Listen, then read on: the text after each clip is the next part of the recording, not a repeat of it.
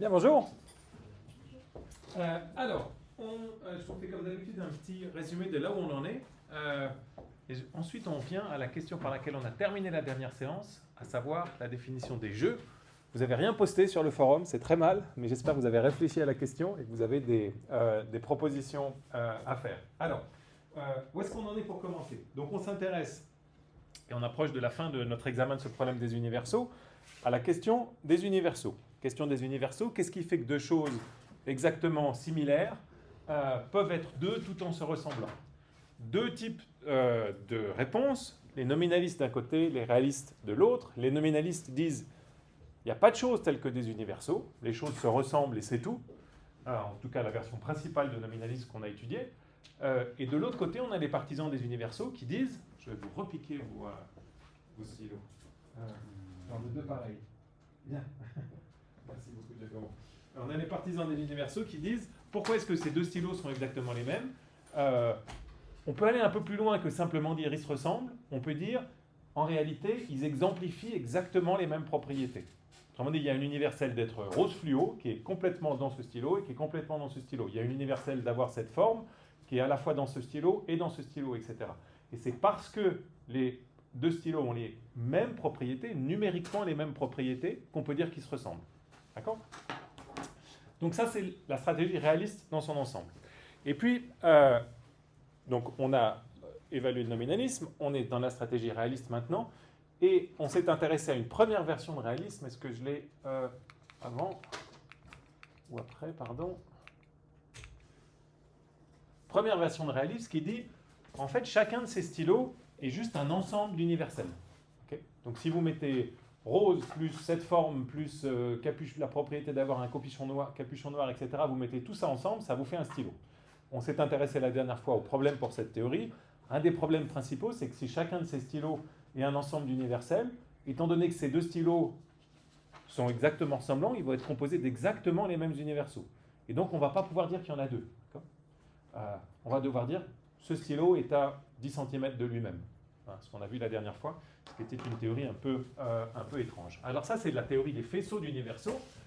Et donc pour contrer cette théorie-là, ou comme alternative, son but c'est pas simplement de contrer cette théorie-là, on est venu à la théorie substance-attribut, qui est peut-être la plus classique, qui est celle aujourd'hui de David Armstrong, dont je vous ai mis le livre sur le Moodle, enfin, le livre de 88, mais qui reste un peu une référence pour introduire à ce problème, mais qui était déjà sans doute la théorie d'Aristote, dans une version un peu différente, mais on ne fait pas ici l'histoire de la théorie. Avantage de la théorie. Attendez, je ne vais pas vous refaire tout ça. Gardez juste ça en tête. Donc, je représente les propriétés par des segments, et puis les particuliers par des points, ici. Donc, on va dire ici, on a nos deux stylos, si vous voulez, ou quelles que soient les deux substances que vous considérez. Elles sont exactement similaires. Pourquoi est-ce qu'elles sont exactement similaires? Parce qu'elles partagent exactement les mêmes propriétés. Okay? Donc, les propriétés vont expliquer l'identité qualitative ou la ressemblance des substances. Mais d'un autre côté, elles sont deux, parce que dorénavant, contrairement à ce qu'on a avec la théorie des faisceaux, on a aussi des particuliers à l'intérieur. Ça, c'est le grand avantage d'introduire des particuliers, c'est qu'on peut dire maintenant, il y a deux stylos ici. Il n'y a pas juste un stylo à 10 cm de lui-même, il y en a bien deux. Le coût qu'on doit payer pour ça, vous vous en souvenez maintenant, c'est la mozzarella, je ne sais pas si je l'ai quelque part, non, je ne l'ai plus, je ne sais plus où c'est, pardon. Ça consiste à dire, oui, attendez, je vais revenir là. Le coût qu'on doit payer pour ça, c'est de dire, bah oui, les petits points, ils sont bien pratiques pour dire il y a deux stylos, il n'y en a pas qu'un. Mais d'un autre côté, ils sont embêtants parce que si je vous demande qu'est-ce que c'est que ce petit point et que vous pelez la substance en question de toutes ses propriétés, vous vous retrouvez à décrire quelque chose d'absolument informe. Vous ne pouvez pas dire qu'il a la moindre couleur, la moindre forme, le moins de poids, etc. Parce que tout ça, c'est des propriétés qu'il faudrait lui enlever. Et donc, on ne comprend pas bien ce que sont les propriétés qui sont au milieu, les particuliers qui sont au milieu. D'accord ? Donc ça, c'est le coût, mais l'avantage, c'est que grâce à ces petits points, aux particuliers, vous pouvez dire qu'il y a deux substances. Vous me dites si je vais trop vite. Bien. Et puis, au sujet de la distinction de cette théorie substance-attribut, on s'est intéressé à une distinction entre deux versions de cette théorie. Une version platonicienne qu'on va peu étudier ici, qui consiste à dire que les universaux sont transcendants ou n'ont pas besoin d'être exemplifiés. Et de l'autre côté, il y a une version qu'on appelle aristotélicienne, qui dit que les universaux existent toujours dans les choses. Donc ça, c'est le réalisme le plus populaire aujourd'hui parmi les réalismes. Je crois que j'ai présenté ça en dessous, voilà. Selon le réalisme aristotélicien, Gordon Armstrong et d'autres, il y a des universaux, mais les universaux, ils ne flottent pas dans un ciel des idées, comme chez Platon, ils sont dans les choses. Donc il y a bien du rose fluo ici, mais le rose fluo, il est là. Okay, et il est aussi là. Et c'est le même rose fluo, numériquement le même, qui est complètement là et qui est complètement là. C'est pour ça que c'est un universel.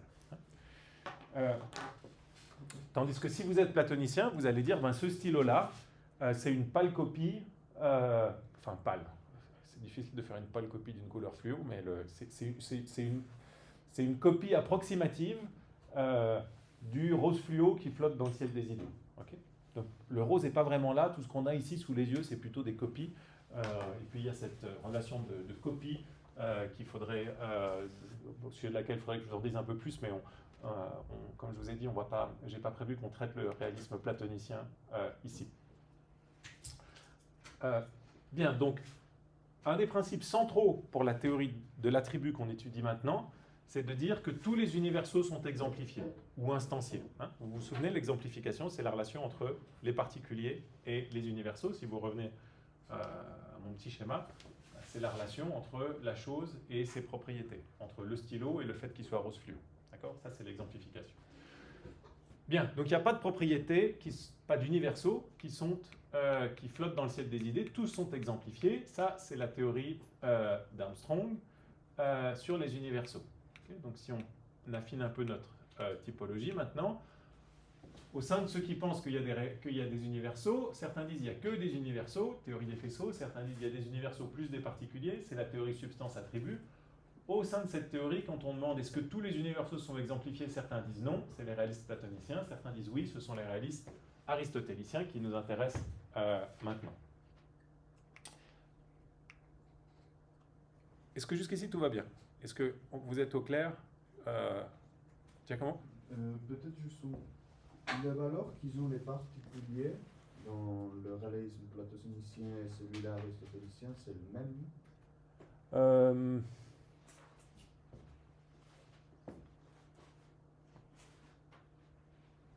Qu'est-ce que vous voulez dire plus précisément, la valeur? Par exemple, dans la théorie platonicienne, justement, on a des universaux qui ne sont pas exemplifiés. Ouais.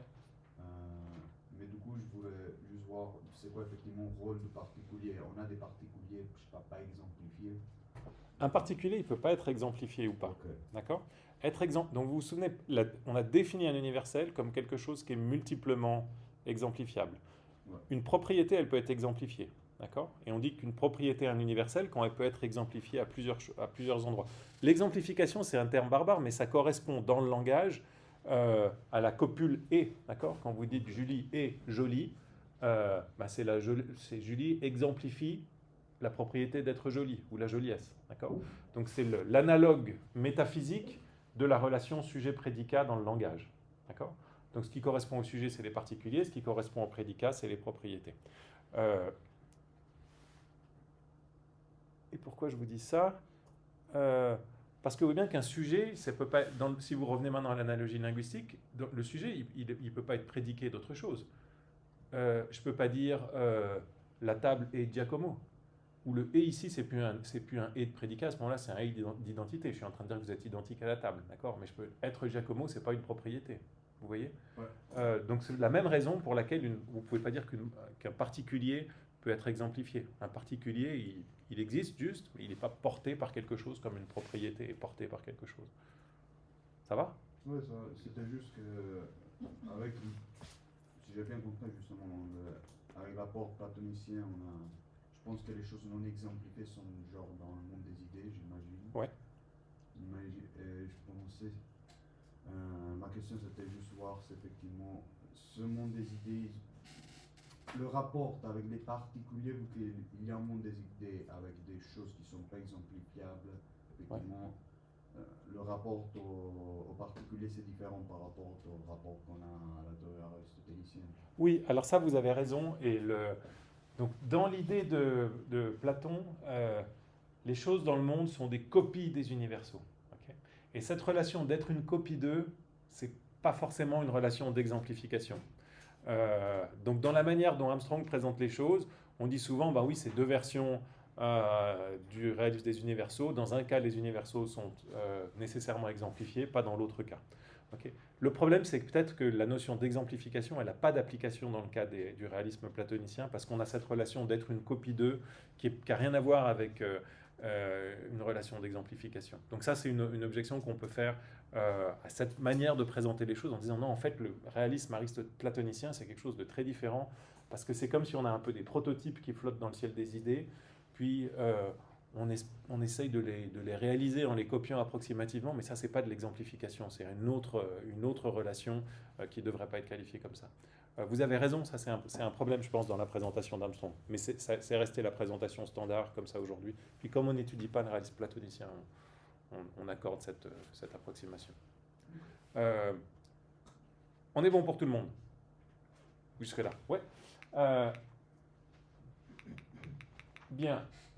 Alors, on a vu certains avantages du réalisme platonicien. À vos souhaits.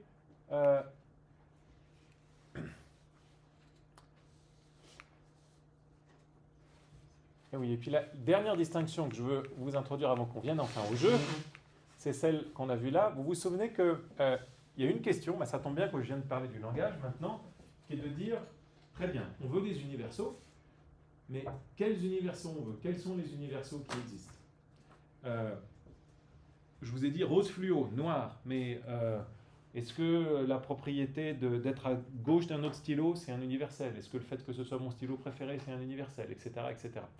La réponse d'Armstrong ici, ça consiste à dire, c'est pas vrai qu'à chaque fois que vous avez un prédicat dans le langage, vous avez une propriété qui lui correspond.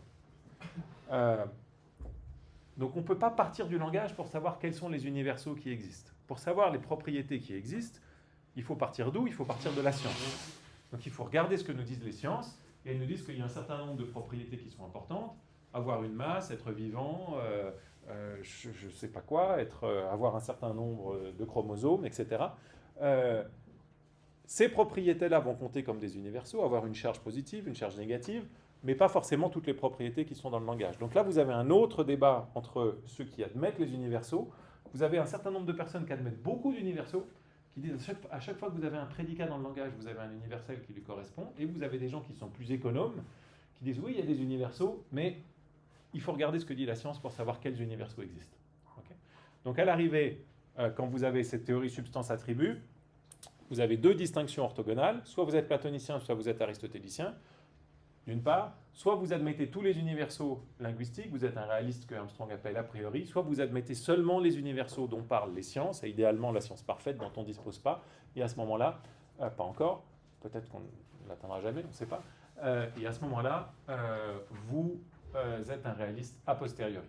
Bon, ça fait beaucoup de distinctions, excusez-moi, c'est un peu lourd tout ça, mais je voudrais qu'on en vienne maintenant à la question qu'on a évoquée à la fin de la dernière séance.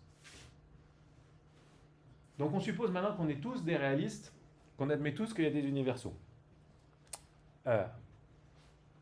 Ces universaux, on les utilise pour expliquer ce que les choses ont en commun. Et typiquement, on va les utiliser dans la définition des choses. Quand je vous demande de définir quelque chose, vous allez me donner un certain nombre de propriétés, d'universaux, qui sont partagés par les choses en question et seulement par elles. Okay. Si je vous demande qu'est-ce que c'est qu'un être humain, vous allez me dire un être humain, c'est une entité qui partage telle ou telle propriété.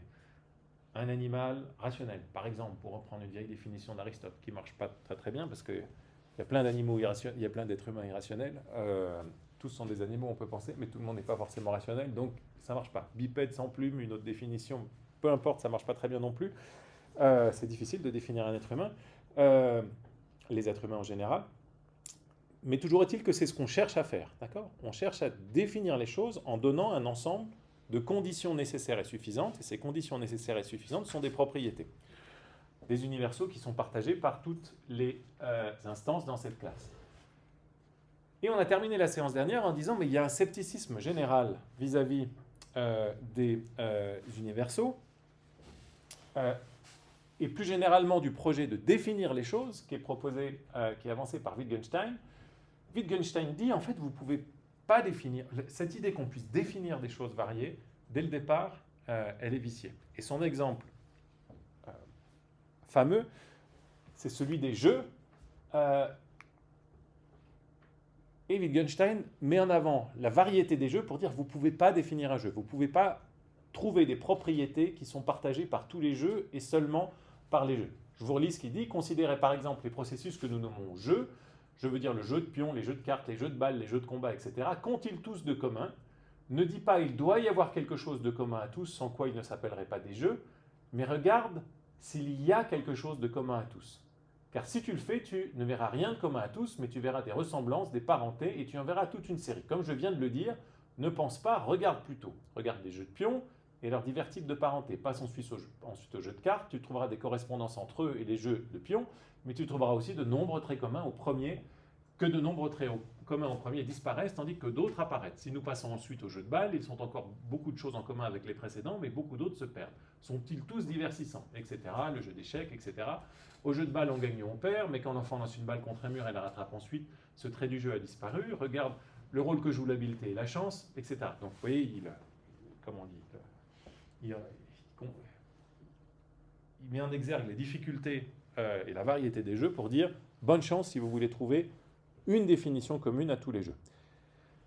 Alors vous allez dire, les jeux c'est juste un petit sujet, c'est un sujet important, mais c'est un petit sujet, mais peut-être que la définition ça marche dans d'autres domaines. Dans une optique wittgensteinienne, vous ne pouvez pas vraiment donner de définition. Tout ce que vous pouvez dire, c'est dire qu'il y a des aires de famille. Il n'y a pas vraiment une limite à ce que c'est qu'un être humain, ce qui n'est pas un être humain, c'est juste qu'il y a un aire de famille entre tous les êtres humains, on se ressemble peu ou prou, donc ça va plutôt dans le sens d'une forme de nominalisme de la ressemblance, mais vous n'avez pas de frontière nette entre ce qui appartient ou pas à une catégorie. Donc c'est une forme de pessimisme sur les définitions. Je vous lis juste le dernier point de Wittgenstein. Je ne saurais mieux caractériser ces ressemblances que par l'expression d'aire de famille, car c'est de cette façon-là que les différentes ressemblances existant entre les membres d'une même famille se chevauchent et s'entrecroisent. Je dirais donc que les jeux forment une famille. Okay. Donc, en un sens, c'est décevant. On avait envie de dire, dis-nous ce que c'est que les jeux, mais pensez à n'importe quoi. Pensez à tous les dialogues de Platon. Qu'est-ce que c'est que la vertu? Qu'est-ce que c'est que la plaisir? Qu'est-ce que c'est que le courage? Qu'est-ce que c'est que la connaissance? Etc., etc. On a envie de dire, on va avoir un ensemble de définitions de tout ça. Qu'est-ce que c'est que la connaissance? C'est une croyance vraie justifiée. Qu'est-ce que c'est que la vertu? Etc. Mais, d'après Wittgenstein, on ne peut pas faire ça. Tout ce qu'il y a, c'est des ressemblances vagues et en fait, nos concepts attrapent un certain nombre d'entités qui se ressemblent dans un vaste réseau de ressemblances. Alors ça, c'est l'objection de Wittgenstein. Et une réaction intéressante, ça a été celle d'Armstrong, qui consiste à dire « Moi, je suis d'accord avec toi, Ludwig, il y a des ressemblances, c'est parfois difficile de définir, mais même si on ne peut pas définir, tu devrais accepter mes universaux, parce que mes universaux, ils aident à comprendre cette relation de ressemblance de famille. » Comment? Et bien de la manière suivante, ça c'est un jeu, ça c'est un jeu, ça c'est un jeu, ça c'est un jeu, tout ça c'est des jeux, et Wittgenstein admet qu'à chaque fois les jeux ont certaines ressemblances. Armstrong dit, certaines ressemblances, ça veut dire certaines propriétés en commun. Disons que la propriété G, c'est la propriété d'être un jeu où on gagne ou on perd. Tous les jeux ne sont pas des jeux où on gagne ou on perd, mais dans les jeux où on gagne ou on perd, ils ont la propriété G. Okay. Donc, c'est en vertu du fait que ces jeux-là possèdent la propriété G que ce sont des jeux où on gagne, qui se ressemblent, et qui sont des jeux où on gagne ou on perd. Mais évidemment, vous avez d'autres jeux qui ne possèdent pas cette propriété-là, mais ils vont posséder d'autres universaux. Donc, ce que fait Armstrong ici, c'est qu'il accorde à Wittgenstein qu'il n'y a pas une propriété qui est commune à tous les jeux, mais que ça n'implique pas qu'il n'y a pas d'universaux, parce que qu'est-ce que c'est pour deux jeux de se ressembler? C'est vraiment partager une propriété, être divertissant, être blablabla, un universel. Donc, ok, je veux bien des ressemblances de famille, dit Armstrong, mais même pour comprendre les ressemblances de famille, on a besoin des universaux. Ok. Donc, vous voyez qu'Armstrong admet le pessimisme de Wittgenstein sur la définition des jeux, mais dit, même si on est pessimiste sur la définition des jeux et qu'on pense que c'est juste des aires de famille et qu'il n'y a pas un ensemble de propriétés qui est partagé par tous les jeux et seulement par les jeux, on a besoin des universaux. Est-ce que ça va ça? Ouais. Maintenant, j'en viens à faire la question sur laquelle vous avez dû travailler toute la semaine. Qu'est-ce qu'on peut faire si on veut éviter le pessimisme de Wittgenstein qui pense qu'on ne peut pas définir les jeux? Est-ce que vous voyez une manière éventuelle de définir les jeux qui puisse intégrer tous les jeux et seulement les jeux? Thiago. J'essaie au tout, mais je ne suis pas trop convaincu. Ouais. La définition des jeux, pour moi, ça peut être quelque chose qui a le but d'entretenir et qui est forcément interactif. Qui a le but d'entretenir. Et qu'il est forcément interactif. Par entretenir, vous voulez dire divertir là, non? Passer le temps, pas forcément divertir. Alors, c'est pas entretenir, de faire passer le temps, c'est ça? Ouais. Et d'être forcément interactif. Ouais. Ça veut dire quoi, interactif? Qui nous porte à faire des actions, par exemple.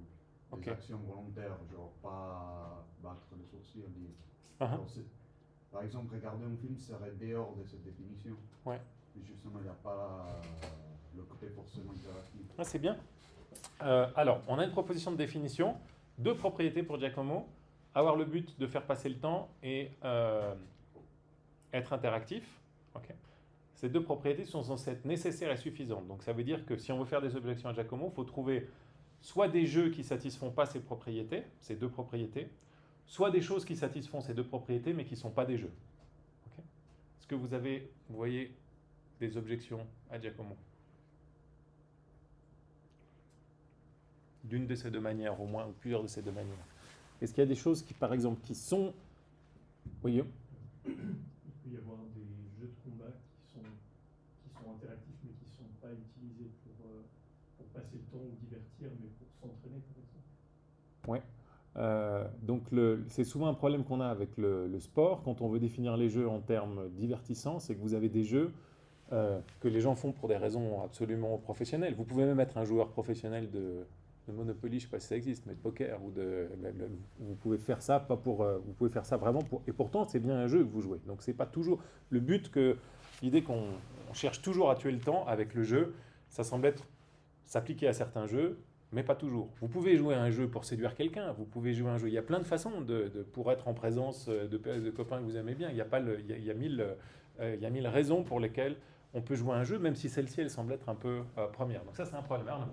J'ai l'impression que ce problème peut être résolu parce que dans la définition de Giacomo, le jeu il a le but de faire passer le temps. Donc par exemple le Monopoly a le but de faire passer le temps. Ensuite on peut peut-être aussi jouer pour d'autres raisons. Donc ça serait peut-être un moyen de contourner le problème. Donc peut-être pour moi on pourrait faire une distinction avec le sport. Justement le sport n'a pas le but d'entretenir. Peut-être moi je vois bien que le jeu peut devenir sport, mais le sport ne peut pas devenir jeu. Oui, donc vous pouvez faire cette distinction-là qui a été discutée, de savoir est-ce que c'est vrai que tous les sports sont des jeux ou est-ce qu'il faut tracer une distinction entre les deux et de dire le but du Monopoly c'est de faire passer le temps. Donc à ce moment-là, vous allez définir les jeux à l'aide de l'intention des producteurs du jeu, je pense. Ouais, de l'intention qui est mise dans le jeu et pas l'intention du joueur. Ouais, c'est bien. Est-ce que vous voyez d'autres exemples, d'autres contre-exemples à cette définition raffinée maintenant? Qu'est-ce que c'est qu'un jeu? C'est quelque chose qui a été produit dans l'intention de faire passer le temps, même si on peut détourner cette intention. Ça, c'est un point commun à tous les artefacts. Cette table elle a été produite dans l'intention qu'on s'assoit dessus pour travailler, mais je peux l'utiliser, je ne sais pas quoi, comme un presse-papier, comme une arme pour taper sur Giacomo. Enfin, il y a mille choses que je peux faire avec, d'accord? Donc, on peut dire, quand on utilise le jeu pour gagner de l'argent, on le détourne de son but initial. Est-ce que vous voyez d'autres problèmes possibles avec cette définition raffinée maintenant? Lucie? Mais je suis pas sûre que les jeux soient uniquement pour faire passer le temps. Enfin, moi j'aurais dit que leur but c'est leur accomplissement propre en fait. Ils n'ont pas d'autre but qu'eux-mêmes. Ouais, c'est bien. Qu'est-ce que vous arrivez à préciser un petit peu? Pas forcément, mais je dirais que c'est. Enfin, moi le jeu je le vois comme une espèce de microcosme en fait, une activité qui a un système de règles qui lui sont propres. Et ouais, qui n'ont aucun but autre que leur accomplissement. Oui, c'est pas mal. Donc il y a eu beaucoup de cette chose dans la littérature sur les jeux, de dire les joueurs, ils aiment le jeu pour lui-même. Okay. Ça permet de sauver une partie de l'intuition qu'on a ici en disant, si vous jouez pour gagner de l'argent, vous ratez quelque chose. Mais si vous jouez pour passer le temps, vous ratez aussi quelque chose. Vous n'avez pas besoin d'être quelqu'un qui s'ennuie, qui veut tuer le temps pour jouer. Vous pouvez jouer parce que vraiment le jeu, c'est la chose qui compte. D'accord.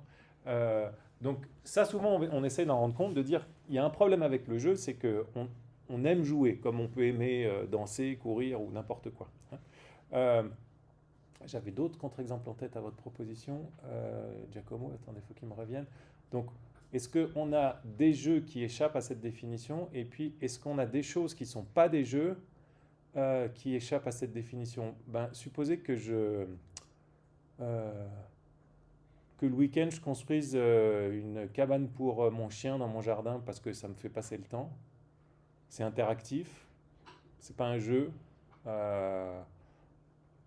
Et pourtant, ça satisfait votre définition. Supposez que j'enseigne parce que ça me fait passer le temps. C'est interactif. Mais la cabane, elle a le but d'être entretenant dans l'activité de construire la cabane. La cabane Justement, ma définition dit que le but Ouais. de ce qu'on est en train de faire, c'est entretenir. Une soit la cabane, elle a le but d'entretenir et l'étion construit. Genre si j'ai un Donc, modèle la de cabane est un jeu ici? Genre si j'ai un manuel de Ikea, le Ouais. manuel d'Ikea, il était fait dans la façon que moi je m'entretiens, j'ai le but de m'entretenir pendant que je construis le truc d'Ikea. Il ne faut pas que vous disiez entretenir en français, je pense que c'est de faire passer le temps. Ouais. Et là, vous diriez c'est un jeu dans ce cas-là? Non, je dirais que c'est pas un jeu, puisque le but de ce qu'il a fait le manuel, c'était pas... Ah, c'était pas de faire passer le temps. Ouais. Ok. Donc le jeu, c'est forcément un artefact qui a été... Après, bon, peut-être ça devient circulaire, puisque moi, peut-être, je pense à un jeu, il était forcément pensé pour être un jeu, mais Ouais. c'est circulaire. Non, parce que vous dites c'est un artefact qui a... Vous n'avez pas besoin que ce soit circulaire. Vous dire c'est un artefact qui a été créé pour faire passer le temps et de manière interactive. C'est pas mal. Autre objection ou définition. Bonne première définition de Giacomo. Lucie. Juste interactive, est-ce que ça implique forcément qu'il y ait deux personnes? Parce que le solitaire, par exemple. Ouais, mais je pense que ça, vous l'excluez, Giacomo. Ouais, interactif, c'est plutôt par opposition à regarder un film. C'est ça? Genre faire Ouais. des actions qui soient Ouais. volontaires, mais ça n'a pas besoin d'avoir un modèle individuel. Ouais, c'est plutôt d'être passif, ouais, d'être actif plutôt que passif. C'est bien. Est-ce que vous avez d'autres définitions de jeux, d'ensemble, variété des jeux auxquels vous avez pensé ici? Oui. Un ensemble de règles auxquelles on est libre d'adhérer dans un but de divertissement. Bien, ensemble de règles auxquelles on est libre d'adhérer dans un but de divertissement. Donc, on accepte un certain nombre de règles et le but, c'est de se divertir.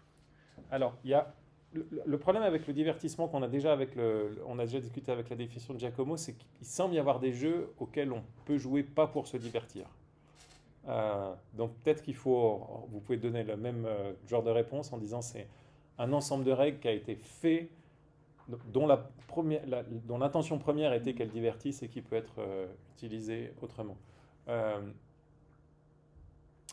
C'est pas mal. Alors, je vais vous donner une définition dans un instant qui va un peu dans ce sens-là.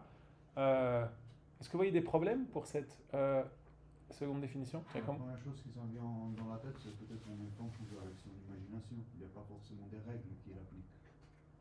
Pourtant, il est en train de jouer. Oui. S'il est en train de jouer, c'est juste.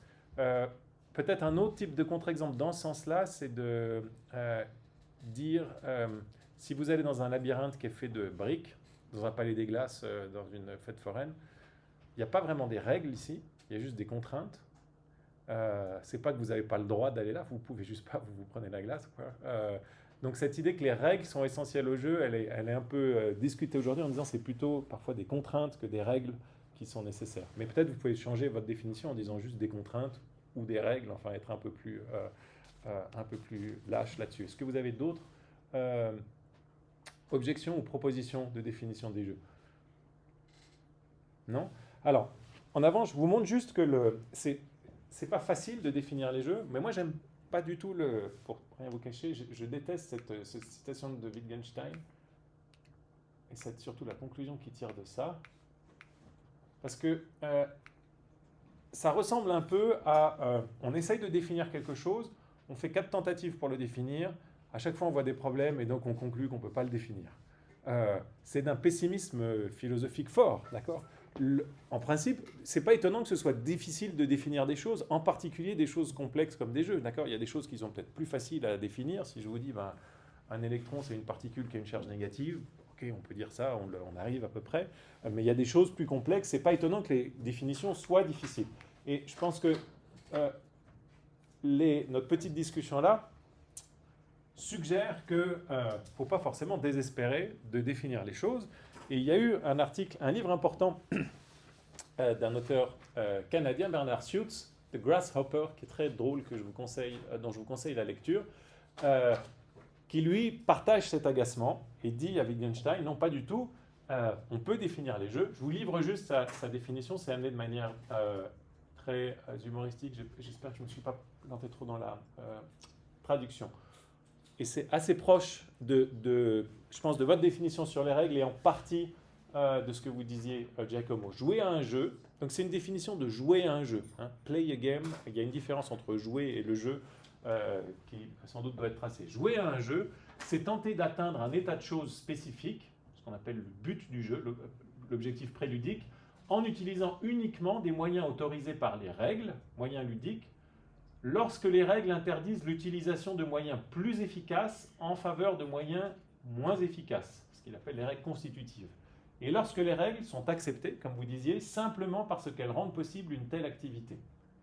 Ça correspond à ce que vous disiez avant, Lucie, simplement parce qu'elles rendent possible une telle activité, on accepte ces règles juste pour elles-mêmes. Je propose également la version suivante, plus simple et pour ainsi dire plus portable de ce qui précède.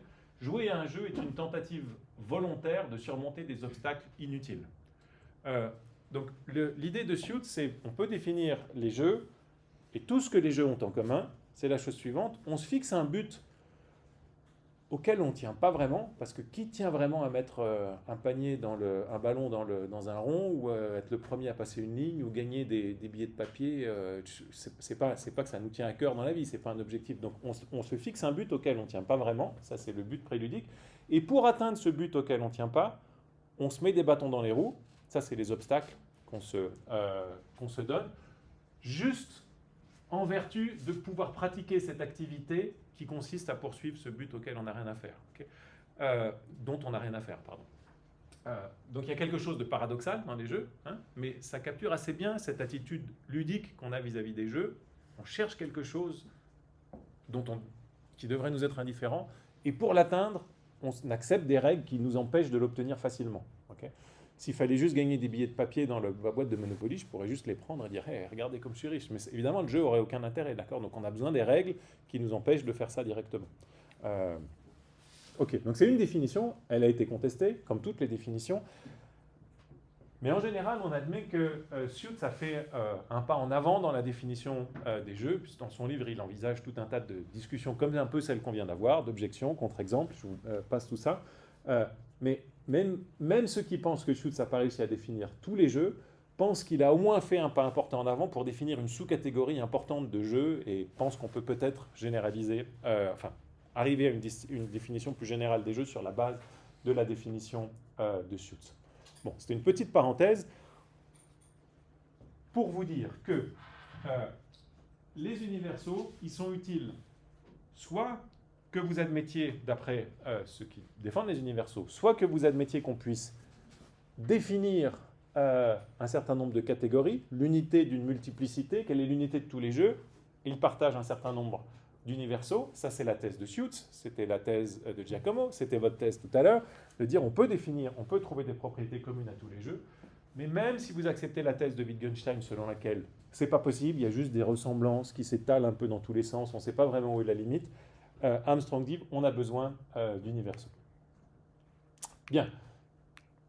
Alors on revient à notre... c'est là le tableau sur les jeux. Donc Wittgenstein, il n'y a pas de propriété commune à tous les jeux, je conclus. Donc il dissout le problème des universaux, en quelque sorte. Il dit juste qu'il faut arrêter de chercher les choses communes à tous. Armstrong dit, c'est pas parce qu'il n'y a pas de propriété commune à tous les jeux qu'il n'y a pas d'universaux, simplement le prédicat être un jeu ne correspond pas à un ensemble de propriétés. Et puis Schutz dit, oui, il y a bien une propriété qui est commune à tous les jeux. Ok. Donc je termine là cette petit excursus sur les jeux, et on revient maintenant au réalisme aristotélicien d'Armstrong. Donc il y a deux ingrédients fondamentaux dans le réalisme aristotélicien. On a les particuliers, on a les universaux. On a les stylos, on a leurs propriétés. Maintenant, Armstrong dit, j'ai besoin d'introduire une nouvelle entité ici, qui va appeler les états de choses. Ces états de choses, c'est des choses qui sont constituées par les particuliers et les universaux, mais qu'on ne peut pas réduire aux particuliers et aux universaux. Et on va voir pourquoi maintenant. Donc, par convention, on utilise des lettres minuscules pour désigner les particuliers, comme les constantes en logique, A et B, les lettres majuscules F, G, H pour désigner les propriétés monadiques. Et comment est-ce qu'on va désigner un état de choses? Avec une petite phrase comme ça, A et F, ou F de A, ça c'est un état de choses. Okay, c'est le fait que A exemplifie la propriété F. Donc un état de choses, c'est le fait qu'un particulier exemplifie une propriété. Ça c'est un état de choses qui est constitué par une propriété monadique, mais vous avez aussi, comme vous le savez maintenant, des propriétés dyadiques. Vous pouvez avoir des choses qui sont dans une certaine relation les unes aux autres. Julie est amoureuse de Paul. Okay, être amoureuse d'eux, c'est la relation. Ça aussi, c'est un état de choses. Enfin, être amoureuse d'eux, certains disent que ce n'est pas une relation. Disons, Julie voit Paul. Okay. Si Julie voit Paul, alors il y a une relation entre Julie et Paul. Julie est à 3 mètres de Paul, c'est aussi une relation. Et tout ça sont des états de choses. Okay. A exemplifie la propriété F, A et B sont dans la relation R. Alors vous pouvez vous dire, mais pourquoi est-ce qu'on a vraiment besoin d'états de choses? Pourquoi est-ce qu'on ne peut pas juste avoir les particuliers et les propriétés? Pourquoi est-ce qu'il faut admettre cette nouvelle catégorie ontologique un peu étrange? Eh bien, la réponse d'Armstrong, c'est que si vous parlez du fait qu'un objet possède une propriété, vous parlez plus du fait qu'il y ait cet objet et qu'il y ait cette propriété. Supposez que vous ayez deux particuliers, A et B, et deux propriétés F et G. À ce moment-là, vous ne pouvez pas savoir si vous avez l'état de choses que A et F et que B et G, ou l'état de choses que B et F et que A et G. Je vous mets juste un exemple là. Ça, c'est un monde dans lequel il y a deux particuliers et deux propriétés. Les particuliers, c'est A et B. Les deux propriétés, c'est F et G. La propriété d'être bleu, la propriété d'être rouge. Si c'est tout ce qui existe, vous ne pouvez pas savoir si c'est A qui est bleu ou B qui est bleu. Ni si c'est A qui est rouge ou B qui est rouge. D'accord ? Vous avez besoin d'attacher les propriétés aux objets. Et ça, c'est le rôle que joue l'exemplification. D'accord ?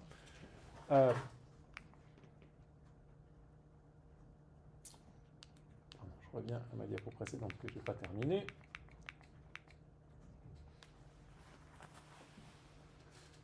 Donc ça, c'est la première raison pour laquelle vous avez besoin des états de choses. C'est qu'il ne suffit pas d'avoir des particuliers et des propriétés pour que les propriétés soient attachées aux particuliers. Il faut cette relation d'exemplification entre les particuliers et les propriétés. Et de la même façon, vous avez besoin des états de choses dans le cas des relations. Supposez que vous ayez une relation asymétrique comme être au-dessus de. Si A est au-dessus de B, alors B n'est pas au-dessus de A. Si vous avez juste la relation et les deux particuliers, vous ne pouvez pas faire la différence entre A est au-dessus de B et B est au-dessus de A. Alors évidemment, ce n'est pas le même état de choses. Donc, pour rendre compte de cette différence-là, il faut accepter que A RB, qui est un état de choses, et B RA, qui est un état de choses, sont des états de choses qui sont distincts. On dit que A et B exemplifient la relation R dans cet ordre, que B et A exemplifient la relation R dans cet ordre. Donc le point ici, ça ne consiste pas à dire les états de choses sont une nouvelle brique dans la réalité, un nouveau type d'entité élémentaire qu'on ne peut pas analyser, mais ça consiste à dire il ne suffit pas, si vous êtes un partisan de la théorie substance-attribut, de dire il y a des particuliers, il y a des universaux, et de vous frotter les mains et de dire j'ai fini le travail. Non, vous avez besoin d'autre chose, vous avez besoin de dire il y a une manière de composer les universaux avec les particuliers qu'on appelle l'exemplification, et ça, on en a besoin. Est-ce que c'est clair, ça? Oui.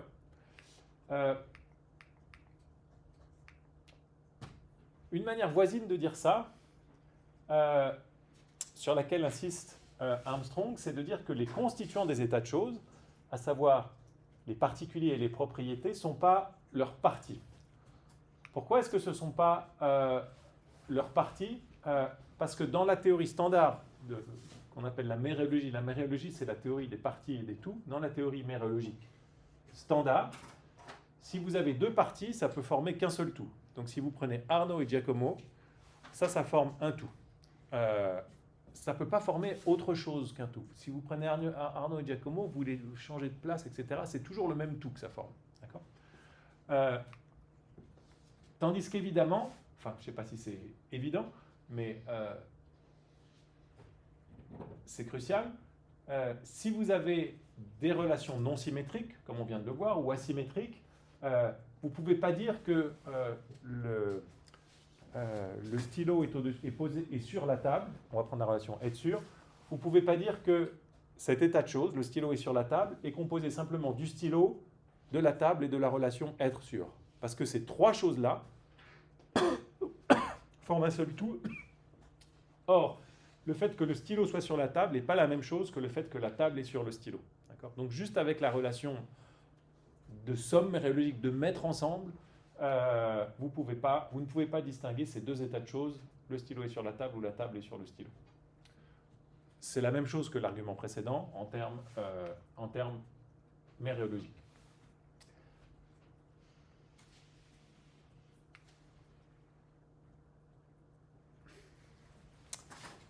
J'ai besoin de vous dire ça maintenant.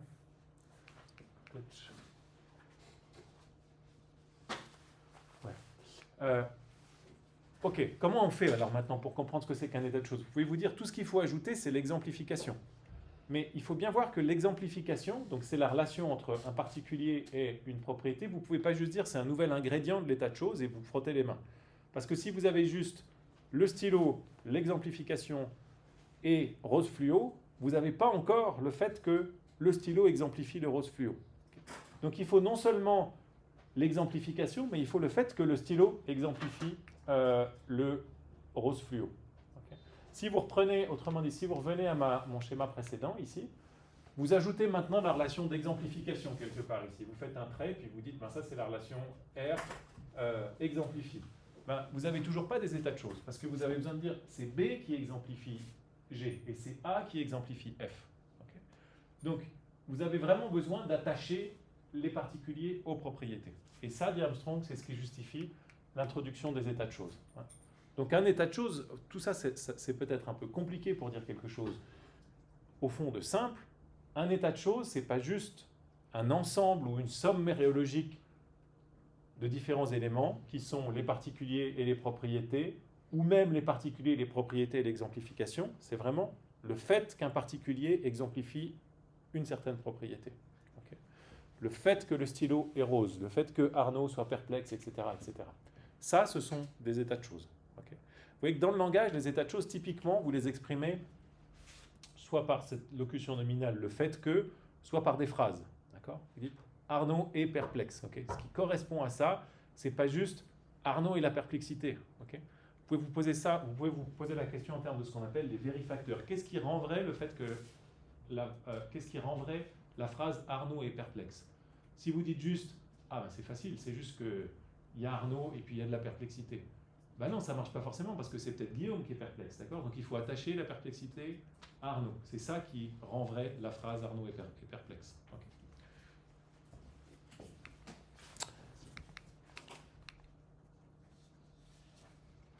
Bien, alors, si vous avez compris, est-ce que vous avez des questions sur les états de choses? Ça va? Martin? Ouais. C'est juste la thèse que je n'ai pas compris en fait. Genre quand vous avez vu au début, les constituants ne sont pas la somme des parties. Oui, si vous avez juste Arnaud et la perplexité, vous n'avez pas encore le fait que Arnaud est perplexe. C'est juste ça l'idée. il faut attacher la perplexité à Arnaud, il faut la coller à Arnaud avec l'exemplification. Vous avez compris ça? Oui. Alors c'est juste ça la thèse, d'accord? Un état de choses, c'est une manière de composer les particuliers et les propriétés qui est plus que simplement la juxtaposition. Okay, il faut vraiment que la propriété s'accroche aux particuliers en question. Ça va? Donc la thèse d'Armstrong, c'est que, et qui est déjà une thèse qu'on trouve chez le premier Wittgenstein. Je vous ai cité Wittgenstein sur les jeux. Alors, Wittgenstein devient plus sceptique sur les définitions dans la deuxième partie de sa vie, mais au départ, dans son Tractatus Logico-Philosophicus, il pense que, comme Armstrong, le monde est un monde d'états de choses. Donc tout ce que vous avez autour de vous, finalement, à l'arrivée, c'est des états de choses. C'est le fait que la table exemplifie une certaine couleur, un certain nombre de pieds, etc. Le fait que Arnaud exemplifie la perplexité, etc. Et dans cette optique, Armstrong retient deux principes importants. Le premier qu'on a déjà vu, c'est le principe d'instanciation. Vous ne pouvez pas avoir d'universaux sans particulier. Tous les universaux sont exemplifiés. Et il introduit un deuxième principe dont on n'a pas parlé, mais qu'on introduit maintenant, qui est de dire, vous ne pouvez pas avoir un particulier sans propriété. Donc, le premier principe, c'est le principe d'instanciation. Tous les universaux sont exemplifiés. Le deuxième principe, c'est le principe de rejet des particuliers nus. Le particulier nu, c'est notre tofu ou notre mozzarella, une fois qu'on enlève toutes les propriétés. Ben Armstrong dit, parce qu'il voit bien qu'il y a un problème avec ça, sa réponse à ça, c'est de dire, c'est pas possible d'avoir un particulier qui n'exemplifie pas au moins une propriété. Okay. Donc l'idée de dire, on va partir d'Arnaud, puis on va enlever toutes les propriétés d'Arnaud pour arriver à Arnaud nu, cette manière de déplucher les propriétés d'Arnaud pour arriver à la quintessence d'Arnaud, Armstrong dit, ça c'est impossible, parce que c'est dans la nature des particuliers nus que d'exemplifier toujours une propriété. Donc vous pouvez pas éplucher les états de choses, vous ne pouvez pas dans un état de choses enlever toutes les propriétés pour arriver au particulier nu qui est au fond. Il y en a bien un, mais il ne peut pas exister tout seul. D'accord ? Donc vous avez une dépendance mutuelle entre les universaux et les particuliers. Les universaux ne peuvent pas exister ailleurs que dans des particuliers, mais les particuliers ne peuvent pas exister sans les universaux qu'ils exemplifient.